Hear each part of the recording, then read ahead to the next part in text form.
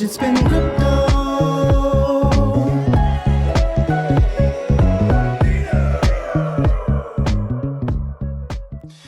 Instant payment hasn't changed in a while. It works. It does all it's supposed to do. Yeah. And if I'm not mistaken, I think you guys were thinking about adding some extra features, functionality, fluff it up a little bit more. What's the deal with that? Okay, so there were a few things that we really fancied doing. Subscriptions was one of them. It was in the original description of what our specification was going to be. There's some permissions issues with subscriptions, but I think we can get around them now with some of the stuff that we've got around with the permission-based system on Anytask. So with Anytask, remember that you are buying with fiat, but it's going off, but it is going off through an ETM wallet that is in the system. So we have the facility to enable API-based payments out of the system, which is going to be useful. And so we've built that system for Anytask. That would now enable us to build a subscription system. So I suspect we will probably be built on demand, because we put the coders where they're required and where we think there's going to be the best bang for our buck. If that's not a phrase I should be avoiding, I probably should. Get the most juice for the squeeze. It was, bang for buck is definitely based on fireworks, right?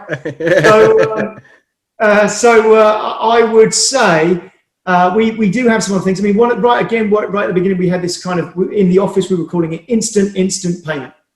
And the idea of that was that you were going to be able to spend immediately. At the moment, of course, our instant payment is instant payment notifications, just like the Visa card system, except much, much faster. So with the Visa card system, you go into a shop, you tap your card, the payment is made, but actually it's just an authentication token that says, yes, let them go out of the shop. Person goes out of the shop with their bags of shopping, and then 2 days later, the money arrives in their bank account or thereabouts. Certainly no more than a day, and maybe up to 7 days before the money arrives.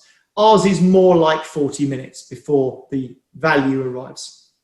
So it's more efficient than the Visa system.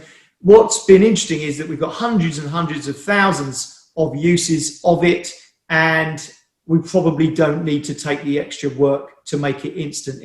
That doesn't mean that it wouldn't be useful to have, but it's quite a lot of work. There's a whole new blockchain structure to be done, which is being done, but it's being done over time. So we've got this Byzantine fault tolerance blockchain system that Andre and Chris have been working on. It's not a small change, and it's quite a lot of work. So you'll see more features and more functionality coming, but I don't have any imminent release for any of that stuff, I'm afraid. At the moment, it's just all hands to the pumps on both Anytask and on getting the app integrated with, like I say, we've got quite a few things where we're able to do some pretty cool integrations with making ETN more and more useful. So we're doing those as a priority.